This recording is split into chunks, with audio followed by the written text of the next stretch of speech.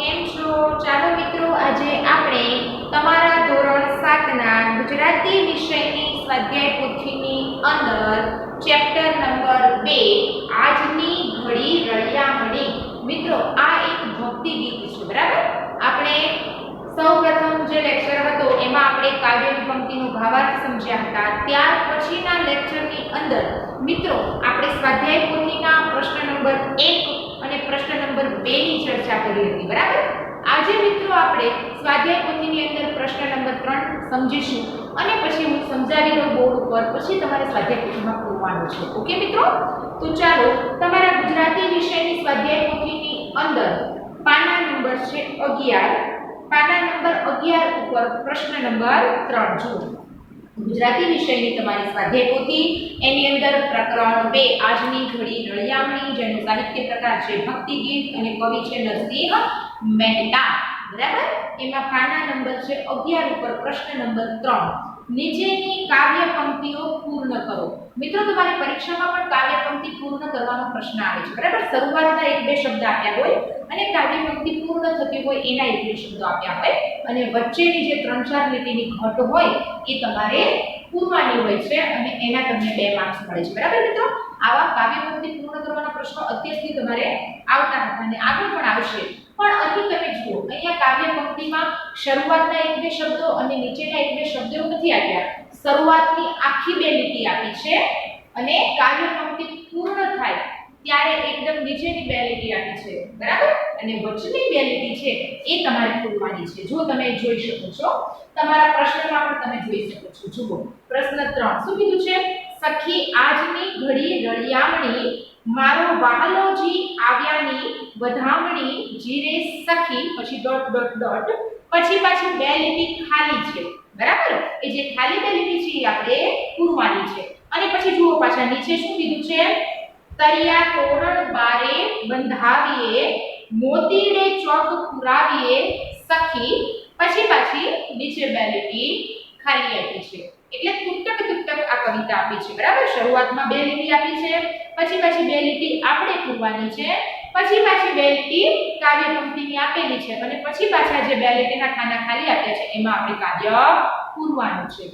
એટલે અત્યાર સુધી તમારે જે કાવ્ય પંક્તિ પૂર્ણ કરવાની આવતી હતી એના કરતા આ કંઈક અલગ છે. તો હવે તમારે પરીક્ષામાં આવા પ્રશ્ન આવશે, બરાબર? કાવ્ય પંક્તિની 2 લીટી આપી હોય, પાછી 2 લીટી ખાલી આપી હોય, 2 લીટી આપણે પૂરવાની, પછી પાછી 2 લીટી લખેલી હોય અને પછી પાછી 2 લીટી ખાલી હોય આપણે પૂરવાની હોય, બરાબર? એટલે તૃપ્તક રીતે કાવ્ય પંક્તિ આપી હશે જે આપણે પૂરી કરવાની છે, બરાબર?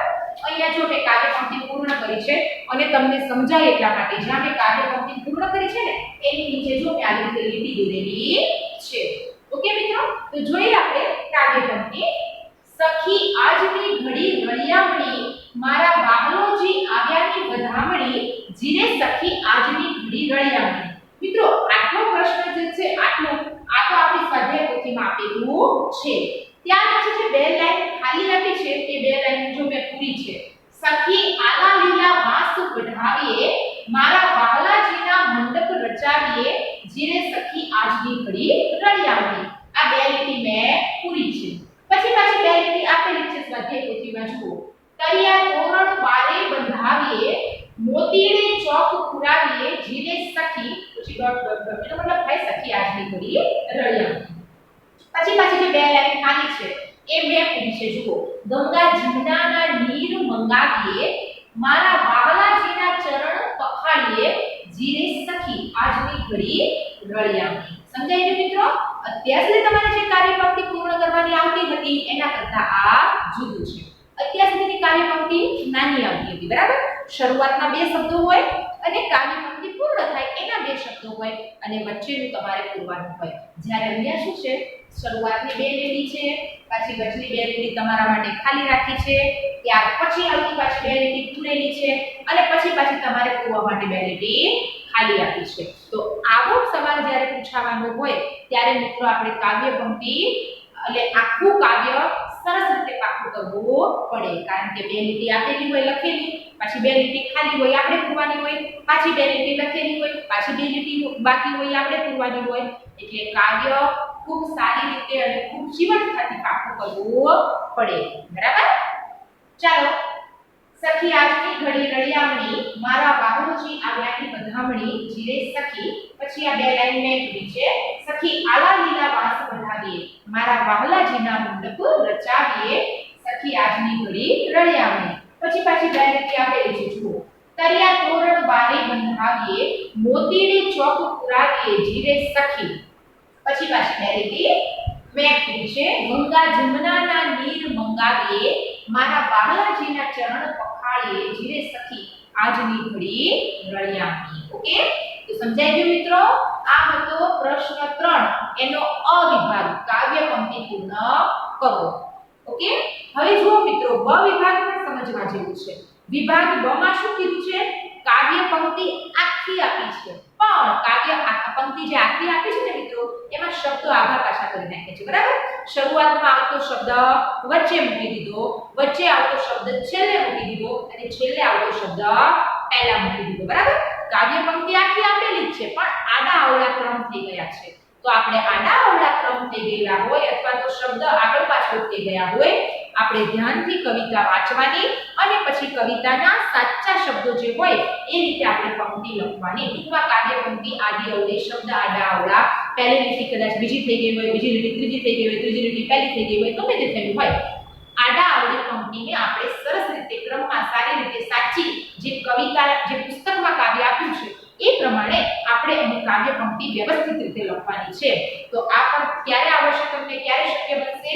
જ્યારે તમે કાવ્ય પંક્તિ પાકી કરી હશે. પાઠ્ય પુસ્તકમાં આપેલું કાવ્ય આપણે કંઠસ્થ કરેલું હશે, પાઠ્યું કર્યું હશે, તો જ આપણને આવા આડા અવળા શબ્દો અથવા તો આડી અવળી પંક્તિ ગોઠવતા આવડશે. બરાબર? તો અહીં તમારા સ્વાધ્યાય પોથીમાં તમે જુઓ કઈ રીતે પંક્તિ લખી છે. તમારું સ્વાધ્યાય પોથીમાં ધ્યાન મિત્રો, બારે તરિયા તોરણ બંધાવીએ જીરે પુરાવીએ મોતીડે ચોક સખી મંગાવીએ ગંગા જમનાના નીર ચરણ પખાડીએ વાહલાજીના મારા જીરે. બરાબર? આખી કવિતા આડી અવળી થઈ ગઈ છે, શબ્દનો ક્રમ પણ બદલાઈ ગયો છે. તો અહીં તમારી સ્વાધ્યાય પોથીમાં જે આડાવડા ક્રમમાં કાવ્ય આપ્યું છે મિત્રો, મેં સીધો એનો જવાબ લખેલો છે. બરાબર? તો સાચી કવિતા શું થશે? સવાલમાં જે આ આડી અવળી કવિતાની પંક્તિ આપી છે, બરાબર, અહીં જે આ કાવ્ય પંક્તિ આપી છે આડી અવળી છે, એનો મેં ડાયરેક્ટ અહીં જવાબ સુધારીને લખ્યો છે. તો સુધારેલો જવાબ શું થશે? તમારું અહીંયા ધ્યાન. સુધારેલો જવાબ થશે તરિયા તોરણ બારે બંધાવીએ મોતીડે ચોક પુરાવીએ જીરે સખી આજની ઘડી રળિયામણી. ગંગા જમનાના નીર મંગાવીએ મારા વાહલાજીના ચરણ પખાડીએ જીરે સખી આજની ઘડી રળિયામણી. બરાબર? જુઓ અહીંયા તરિયા તોરણ બારે બંધાવીએ ત્યાંથી લઈને વાલાજીના ચરણ પખાડીએ, આ તરિયા તોરણથી લઈને વાલાજીના ચરણ પખાડીએ સુધીની જે આ ચાર લીટી છે ને, એ જ બેઠી ચાર લીટી અહીં નીચે આપેલી છે. પણ અહીં સવાલમાં ક્રમ આડો અવળો કરી નાખ્યો છે અને આડા અવળા ક્રમની કવિતા મેં અહીં પાછી સીધા સરસ રીતે ક્રમમાં લખેલી છે. મેં ડાયરેક્ટ જવાબ લખ્યો છે. બરાબર? તો સાચી કવિતા શું થશે? તરિયા તોરણ બારે બંધાવીએ મોતીડે ચોક પુરાવીએ જીરે સખી આજની ઘડી રળિયામણી. ગંગા જમનાના નીર મંગાવીએ મારા વાહલાજીના ચરણ પખાડીએ જીરે.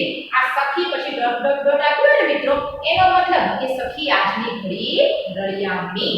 ઓકે મિત્રો? તો આ હતો તમારો પ્રશ્ન 3 એનો અ વિભાગ અને બ વિભાગ.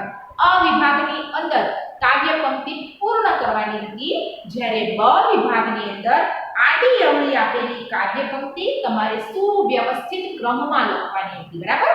મેં તમને અ અને બ બંને સમજાવી દીધો. તમે એકવાર અ અને બ બંને ફરીવાર શાંતિથી સમજી લો, પછી હું તમને વિભાગ ક કરાવું. ઓકે? અ અને બ વિભાગ જોઈ લો.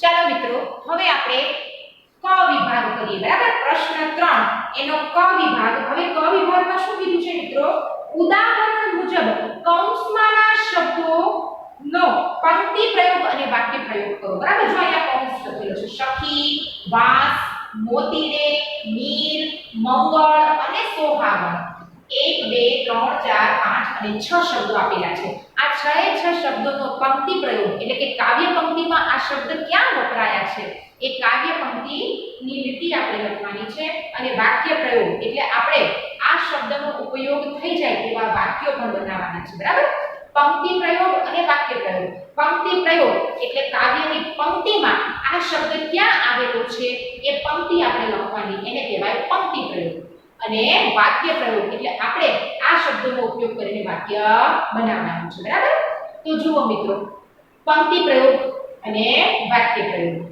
હવે શબ્દ છે સખી તો કાવ્યની અંદર સખી શબ્દ ક્યાં આવેલો છે અને ઘડી શબ્દ ક્યાં આવેલો છે બરાબર સખી અને ઘડી અહીંયા આપણને શબ્દ આપેલો છે શું છે ઘડી શબ્દ છે મિત્રો શું છે ઘડી ઓકે તો ઘડી વાસ મોતીડે પછી છે નીર મંગળ અને સોહાગણ તો આ શબ્દોનો ઉપયોગ કાવ્ય પંક્તિમાં જ્યાં થયો હોય એ કાવ્ય પંક્તિની લીટી લખવાની છે અને વાક્ય પ્રયોગ આપણે કરવાનો છે બરાબર તો ઘડી તો સખી આજની ઘડી રળિયામણી બરાબર સખી આજની ઘડી રળિયામણી એ કાવ્યની પંક્તિ છે અને સખી આજની ઘડી રળિયામણી આ કાવ્ય પંક્તિની અંદર ઘડી શબ્દ આવી જાય છે સખી આજની ઘડી રળિયામણી ઘડી શબ્દ આવતો હોય એવી પંક્તિ લખવાની છે તો સખી આજની ઘડી રળિયામણી આપણે એ પંક્તિ લખીએ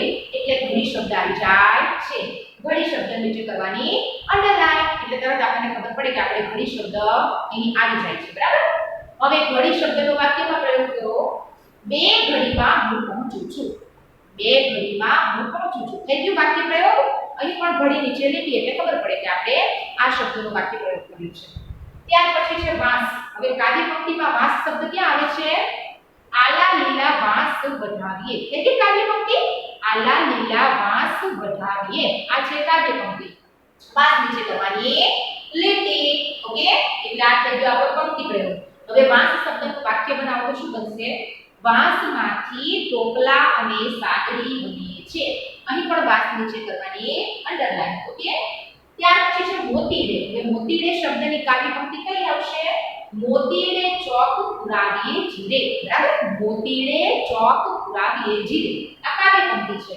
હવે મોતીડે શબ્દનો વાક્ય પ્રયોગ કરવાનો તો શું થશે અમે ભગવાનને મોતીડે વધાવ્યા એટલે વાક્ય પ્રયોગ ત્યાર પછી છે નીર હવે કાવ્ય પંક્તિમાં નીર શબ્દ ક્યાં આવ્યો છે ગંગા જમનાના નીર મંગાવીએ બરાબર જવાબ ગંગા જમનાના નીર મંગાવીએ નીર શબ્દ આવી ગયો નીર નીચે કરી લીટી હવે જુઓ તો રમાની આંખમાંથી નીર વહેવા લાગ્યા મતલબ કે રમા રડતી હતી બરાબર આંસુ એટલે પાણી એટલે નીર રમાની આંખમાંથી નીર વહેવા માંડ્યા અથવા તો નીર વહી રહ્યા હતા એટલે વાક્ય પ્રયોગ નીર નીચે લીટી દોરી છે ત્યાર પછી છે મંગળ કાવ્ય પંક્તિમાં મંગળ શબ્દ ક્યાં આવે છે વાહલાજીના મંગળ ગવરાવીએ એટલે કાવ્ય પંક્તિમાં પ્રયોગ વાહલાજીના મંગળ ગવરાવીએ ઓકે હવે વાક્ય પ્રયોગ શું થશે લગ્નમાં મંગળ ગીતો ગવાતા હતા એટલે વાક્ય પ્રયોગ મંગળ નીચે લીટી દોરી દો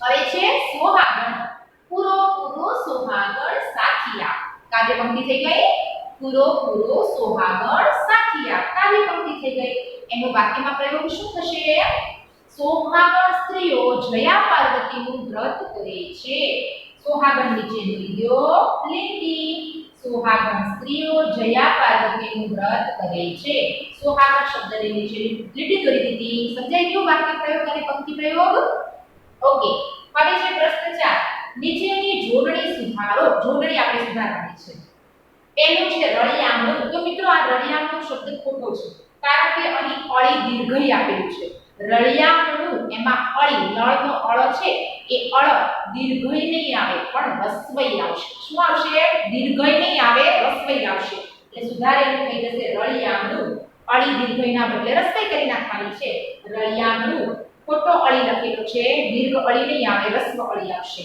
રળિયામણું અળી રસ્વ થઈ ગયું. બીજું જુઓ વધામણી. તો વધામણી એમાં અણફેણનો અણ રસ્વ આપ્યો છે. એ અણફેણનો અણ રસ્વના બદલે દીર્ઘઈ કરી નાખવાનું છે. વધામણી રસ્વના બદલે દીર્ઘ અણી વધામણી. બીજું જુઓ સાથીઓ. સાથીઓમાં થી દીર્ઘ છે. હકીકતમાં સાથીઓ લખીએ ત્યારે થી રસ્વઈ આવે એટલે દીર્ઘ થી ના બદલે રસ્વ થી કરી નાખો સાથીઓ. મીઠડો. એમાં મી રસ્વ છે તો રસ્વ મી ના બદલે દીર્ઘ મી કરી નાખો મીઠડો. ઓકે મિત્રો, તો આજે આપણે તમારા આ વિડિયો લેક્ચરની અંદર સ્વાધ્યાય પોથીનો પ્રશ્ન 3 એનો અ બ ક અને પ્રશ્ન 4 જોડણી સુધારો એ આપણે ભણ્યા. તો આજનું તમારું હોમવર્ક છે તમારે તમારી સ્વાધ્યાય પોથીની અંદર પ્રશ્ન 3 નો અ બ ક અને પ્રશ્ન 4 જોડણી સુધારો એ સારા અક્ષરે સ્વાધ્યાય પોથીમાં લખવાનું છે. ઓકે મિત્રો, ગુડ બાય.